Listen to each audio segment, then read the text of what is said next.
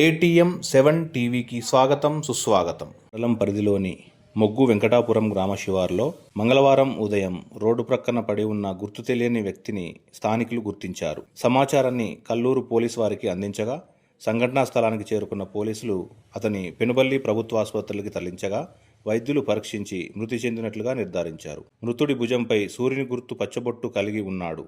ఇతనిని గుర్తుపట్టిన లేదా వివరాలు తెలిపిన వారు ఈ నంబర్కు కాల్ చేసి తెలియజేయగలరు.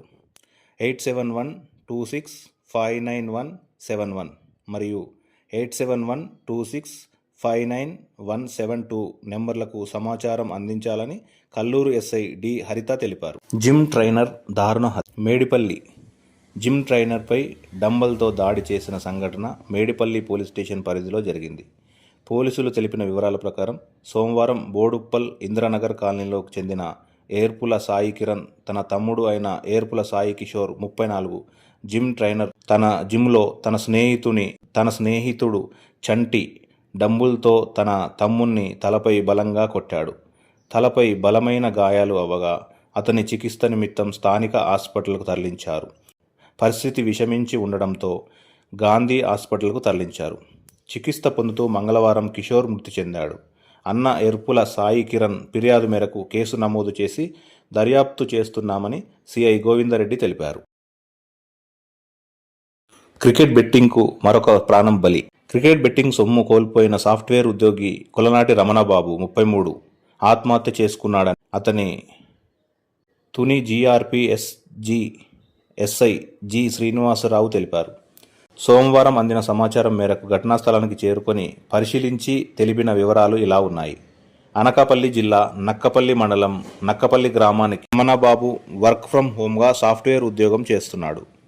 నెలవారీ వస్తున్న జీతం ఇంటికి ఇవ్వకుండా బెట్టింగ్కి అలవాటు పడి సొమ్ము పోగొట్టుకున్నాడు. అప్పుల బాధతో నర్సీపట్నం రేగుపాలెం మధ్యలో రైలు పట్టాలపై ఆత్మహత్యకు పాల్పడ్డాడు. మృతుడి వద్ద లభించిన సెల్ ఫోన్ ఆధారంగా కేసు దర్యాప్తు చేస్తున్నామని ఎస్ఐ తెలిపారు. తల మొండెం వేరు చేసి ప్రసవం చేసిన వైద్యులు. ఈ దృశ్యం అమరచింత. తల మొండెం వేరు చేసి ప్రసవం చేసిన వైద్యులు. ఈ దృశ్యం వనపర్తి జిల్లా అమరచింత మండలంలో దారుణం చోటు చేసుకుంది. వనపర్తి జిల్లా అమరచింతలో ఈ దారుణం చోటు చేసుకుంది. ప్రసూతి కోసం హాస్పిటల్కి వెళితే పసికందు తల మొండెం వేరు చేసి ప్రసవం చేశారు. వైద్యుల వివరాల్లోకి వెళ్తే మండలంలో చంద్రగుట్ట గ్రామానికి చెందిన గర్భిణి అనితకు సోమవారం రాత్రి ప్రసవ నొప్పులు రావడంతో అమరచింత పిహెచ్సిలో అడ్మిట్ అయ్యింది. అక్కడ డ్యూటీలో ఉన్న స్టాఫ్ నర్స్ మహిళకు డెలివరీ చేసేందుకు ప్రయత్నించే క్రమంలో పసిబిడ్డ నడుము భాగం బయటకు రావడంతో ప్రసవం క్రిటికల్గా ఉందని తెలిసి అనితను ప్రసవం కోసం ఆత్మకూర్ సిహెచ్సికు రెఫర్ చేశారు. సిహెచ్సి వైద్యులు ఇక్కడ కూడా ప్రసవం కష్టమేనని జిల్లా హాస్పిటల్కు రెఫర్ చేసినట్లు తెలిసింది. అప్పటికే పసికందు తల్లి గర్భంలో నుండి మొండెం వరకు బయటకు వచ్చినట్లు అతని భర్త రామాంజనేయులు తెలిపారు.